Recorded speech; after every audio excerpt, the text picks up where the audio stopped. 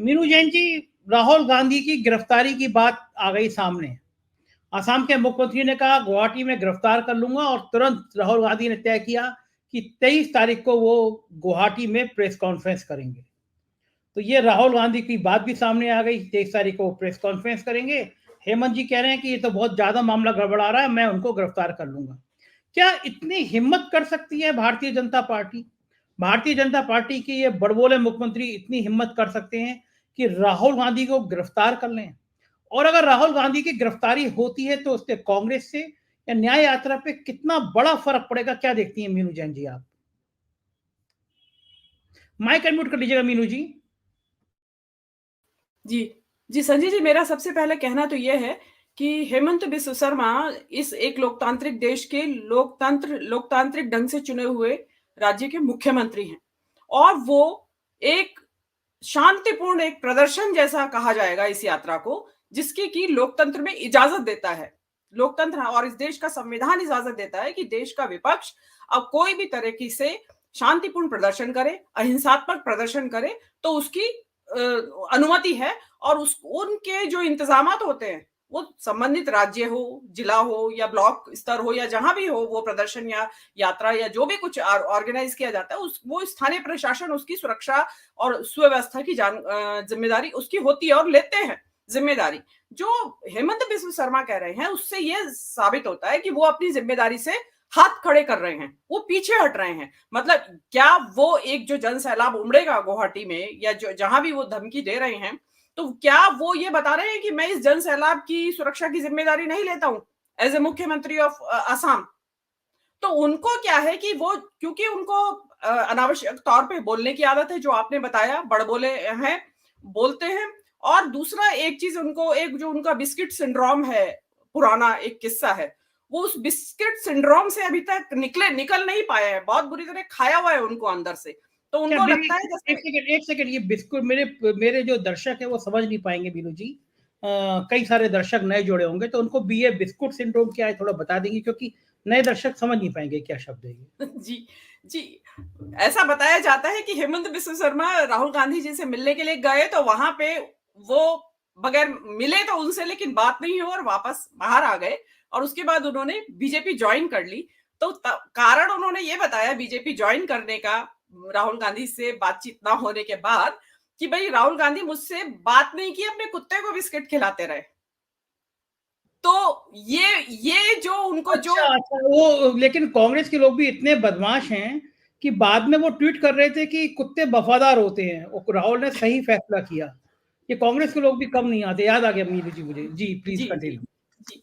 तो वो वहां से उनको जो चुभी हुई है, जो बात वो लगी हुई है। अब देखिए उस बात में कितनी सच्चाई है, कभी राहुल गांधी ने उसको कहा नहीं, उस बात को कभी मुंह पे नहीं लाए। लेकिन क्या होता है, मुझे उस बात की सच्चाई में भी शक है। मैं अपनी तरफ से जजमेंट दे रही हूँ, क्योंकि जितने भी लोग भाजपा कांग्रेस छोड़ के बाहर जाते हैं, भाजपा ज्वाइन करते हैं, वो इसी तरह की कॉन्कॉक्टेड स्टोरीज सुनाते हैं, जो कहां से लिख के आती है कि भाई जब आप अपनी प्रेस कॉन्फ्रेंस करें छोड़ने के बाद कांग्रेस, तो ये बोले। तो वो आप सबको पता है कि दर्शकों को भी मालूम है कि कहां से वो स्टोरीज आती है। तो उन्होंने वो बिस्किट सिंड्रोम से अभी तक निकले नहीं है। तो अब उनको ये लग रहा है, जैसे गली में होते हैं ना छोटे मोटे दादा होते हैं, कि अब आ तू मेरी गली में, अब बताता हूं तुझे मेरे गली में से निकलना तू।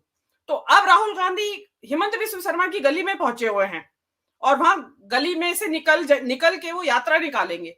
तो अब क्योंकि वो मुख्यमंत्री है, तो उनको ये लगता है कि मैं अब इसमें अड़ंगा ला सकता हूं। और देखिए जो हेमंत बिस्व शर्मा है, वो इतने दुस्साहसी किस्म के व्यक्ति हैं कि वो, आपने बताया कि एक कांग्रेस के प्रवक्ता को प्लेन में से उतार लेते, अरेस्ट करवा लेते। बिल्कुल छोटी मोटी सी एक बात थी जिसकी कि इसका संज्ञान में नहीं लिया जा सकता।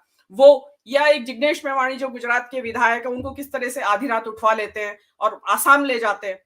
तो वहां पे उनकी पुलिस पता नहीं किसी दूर दराज इलाके में उनको अरेस्ट करके डाल देती है। तो उन्होंने ये एक तरीका बनाया हुआ है। और इसमें अचरज की बात यह है कि इस तरह की जो उनकी ये इस तरह की जो ये करतूतें होती है, उनको संज्ञान नहीं लिया जाता, उनको रोकने की कोशिश नहीं की जाती। दूसरी बात यह है, बौखलाए हुए क्यों है, क्योंकि देखिए मणिपुर से जो ये यात्रा चली, नंबर एक तो पूरी भाजपा ही बौखलाई हुई है कि मणिपुर से क्यों, मणिपुर दोबारा से सुर्खियों में आ गया और फिर वही वही एक दुस्वप्न की तरह याद आने लगा लोगों को कि क्या हुआ था मणिपुर में, न केवल राष्ट्रीय बल्कि अंतरराष्ट्रीय तौर पे। उसके बाद नागालैंड से अब जब ये यात्रा असम में गुजरी है, तो आप देखेंगे कि अनप्रेसिडेंटेड, अचानक से बहुत भारी जनसैलाब सड़क के ऊपर उधर के आया है, जो हेमंत बिस्व शर्मा को लगता है कि शायद ये हमारे लिए खतरे की घंटी है। देखिए, इस वक्त जिस तरीके से देश में माहौल बना हुआ है, राममय हो रखा है, उस हिसाब से सड़क पे भीड़ नहीं आनी चाहिए थी असम में।